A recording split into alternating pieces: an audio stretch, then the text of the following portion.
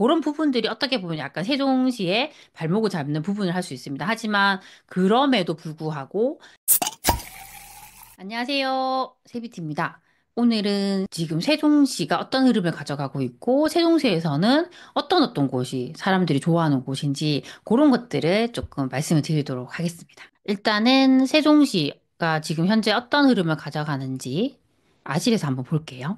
여기 세종시가 있습니다. 이렇게 하트에서 최근을 당겨서 보면 세종시도 거의 고점이 21년 8월쯤이라 할 수 있는데 쭉 하락을 했다가 살짝 반등했다가 지금 아직까지 계속 하락하고 있죠. 전세도 하락하고 있고 매매도 하락하고 있습니다. 이거 변동률로 보면 매매도 하락하고 있고 전세도 이렇게 하락하고 있습니다. 아, 아직까지 분위기가 그렇게 좋지 않구나. 그런 것도 알 수 있고요. 간단하게 입주 물량 같은 거 우리가 한번 살펴볼게요. 이렇게 보면 입주가 작년까지 조금 있다가 거의 없어요. 향후에 입주하는 게 없습니다. 아, 입주에 대한 리스크가 없겠구나. 공급이 정말 부족하구나. 그런 것들 알 수 있고, 미분양도 볼게요. 제가 봤을 때 미분양 리스크도 거의 없을 걸로 보이거든요. 이렇게 보면 미분양 리스크도 없죠. 지금 미분양이 56개 정도인데 거의 리스크가 없다 할 수 있죠.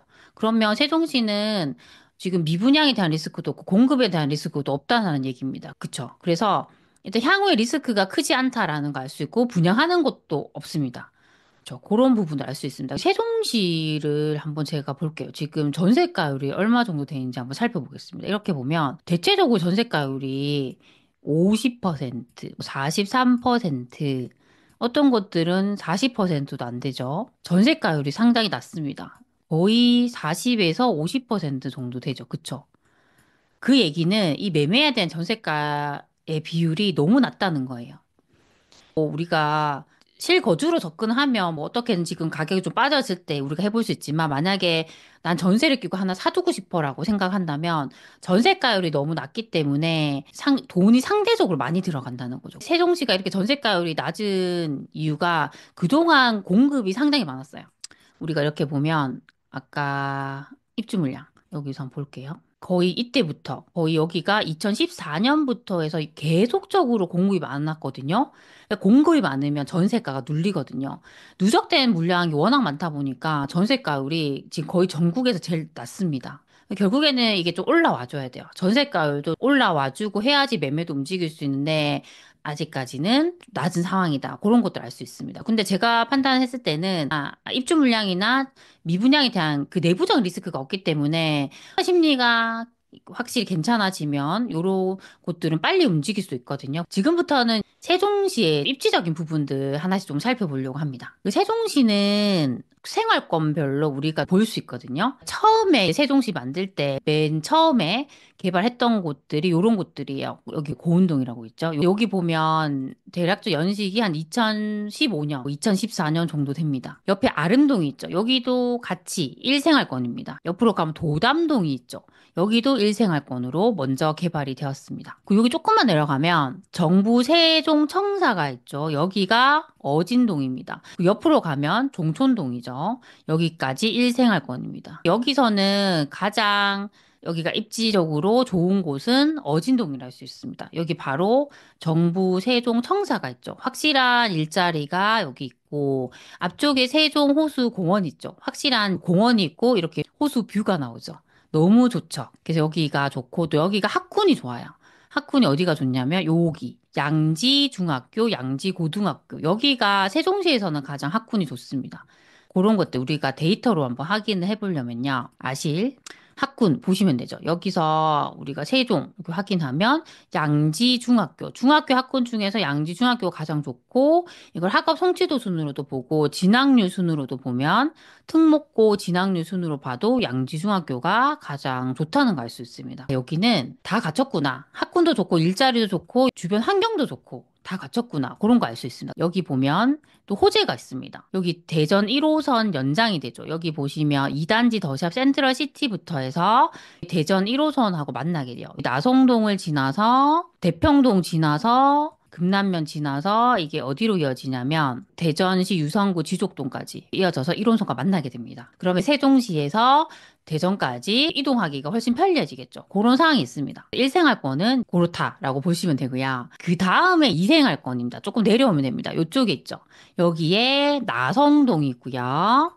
옆에 세롬동이 있습니다. 그리고 아래쪽에 한솔동이 있습니다. 그리고 여기 위에 다정동이 있죠. 여기가 이생활권입니다. 근데 여기 이생활권에서는 가장 선호하는 곳이 어디냐면 나성동. 나성동이요. 지금 현재 세종시에서 가장 비싼 아파트들이 있는 곳이에요. 확대해서 보면 이쪽에 보면 세종 리더스 포레, 제일풍경채 위너스카이, 세종 트리세이드 리젠시 요 아파트들이 비싸요. 이렇게 보시면 평당가가 여기는 3천만 원, 3,200만 원. 여기가 좋은 게 여기 보면 초등학교, 중학교를 끼고 있습니다. 여기 나성 초등학교, 나성 중학교. 저도 여기 현장을 갔는데 너무 쾌적하고 좋더라고요. 그리고 바로 앞쪽에 상권이 지금 세종시에서 여기가 상권이 제일 잘 돼 있어요. 생활 상권 같은 것들이 너무 잘 돼 있기 때문에 요 동네를 가장 지금은 좋아합니다. 그 다음 여기 세롬동입니다. 여기 세종시에서 학원가가 가장 잘 되어 있는 동네가 세롬동입니다. 여기 보면 초등학교, 중학교, 고등학교가 다 있죠. 그리고 여기 조금만 가면 여기 나성동 상권도 다 이용할 수 있죠. 여기 학원가 잘 돼 있죠. 요 동네도 되게 선호하겠구나. 대략적으로 이런 아파트들이 평당 2,400만 원 정도 하죠. 결국에는 그게 반영이 된다는 거죠. 다정동보다는 세롬동을 더 선호한다는 걸 가격을 봐도 우리가 확실히 차이를 알 수 있고요. 상대적으로 이생활권에서는 가장 입지적으로 떨어지는 곳이 여기 천마을이라 할 수 있습니다. 조용하긴 하지만 다른 동들에 비하면 입지적인 요소가 약하거든요. 그렇죠? 그리고 연식도 이렇게 보시면 거의 2012년 정도. 그래서 그런 사항들을 또 알 수가 있습니다. 그 다음에 삼생활권입니다. 여기 아래쪽으로 딱 내려오면 뭐가 보이냐면 금강이 있죠. 아까 우리가 어진동에는 세종호수공원이 있었죠. 여기 삼생활권에는 바로 금강을 끼고 있습니다. 여기선 또 여기 나름으로 이 금강 뷰가 보이기 때문에 또 그런 것들을 좋아하는 분들이 많습니다. 보람동에 이런 관공서들, 세종특별자치시청, 세무서, 이런 공공기관이 이쪽에 좀 몰려 있고요.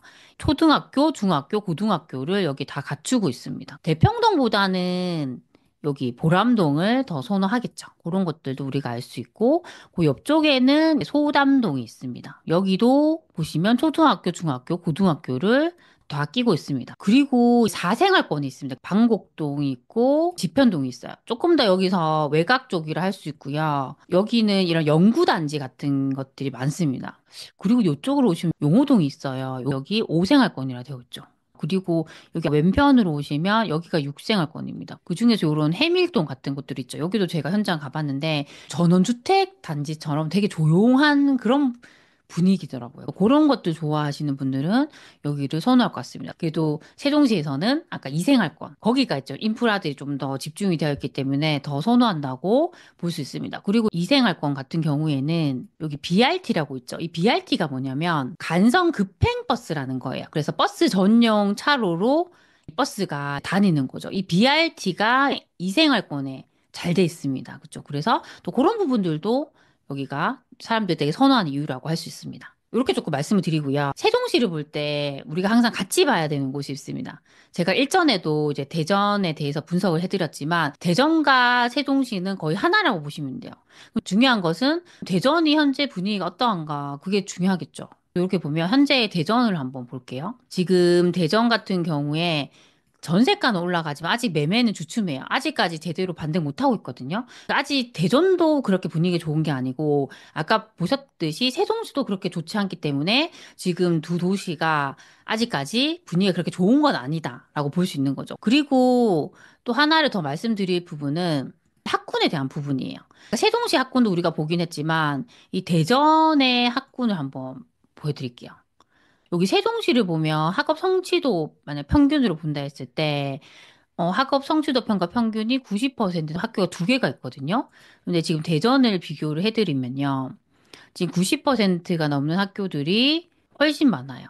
대전에서 학군지라 했을 때 확실히 선호하는 동네가 둔산동이거든요. 서구 둔산동. 여기에 지금 괜찮은 학교들도 몰려있고 여기가 학원가가 정말 잘 됐습니다. 아까 세롬동 쪽에도 학원가가 잘 돼 있다 했지만 한번 비교를 해드릴게요. 이렇게 보시면 여기 세롬동에 지금 세종시에서 학원가가 제일 많은 곳이 세롬동인데 여기가 89개가 있죠. 그러면 지금 대전이 몇 개인가 보는 거죠. 서구 둔산동 쪽에 학원가가 대전에 제일 많은데 181개.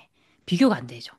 그러니까 이게 세종시가 너무 쾌적하고 좋긴 한데 결국에는 아이가 있는 가정에서는 대전으로 이사 가는 걸 계속적으로 고려할 수밖에 없다는 거예요. 그런 요인들도 한번 같이 생각해 보시면 좋을 것 같습니다. 오늘은 세종시에 대해서 좀 간단하게 제가 말씀드렸습니다. 정리를 해드리면 세종시도 아직 흐름이 좋진 않아요. 근데 중요한 것은 세종시의 내부적인 리스크가 없다는 부분이거든요. 제가 봤을 때는 결과적으로는 대전의 분위기가 좋아지면 세종시도 덩달아 같이 좋아질 확률이 많다는 거예요. 항상 우리가 세종시를 볼 때 대전과 함께 보시는 게 좋고요. 세종시만으로는 좀 한계가 있다고 생각합니다. 세종시는 너무 잘 갖춰진 쾌적한 도시이긴 하지만 직업군을 보더라도 정부 세종청사가 있잖아요. 공무원으로 대부분 조성이 된 도시이기 때문에 어느 정도 여기서 뻗쳐나가기가 한계가 있습니다. 그런 부분이 있고 결국 학군에 대한 부분이 있어요.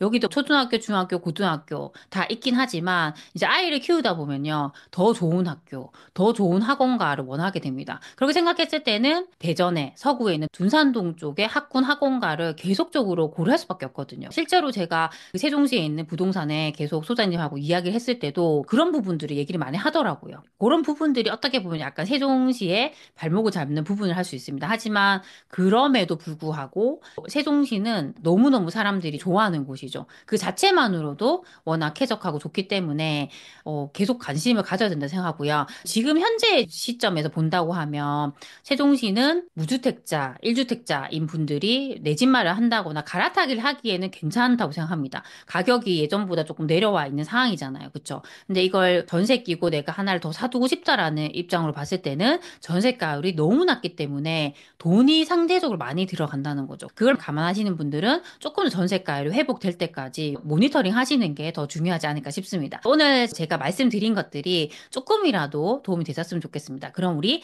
다음 시간에 만나요. 안녕!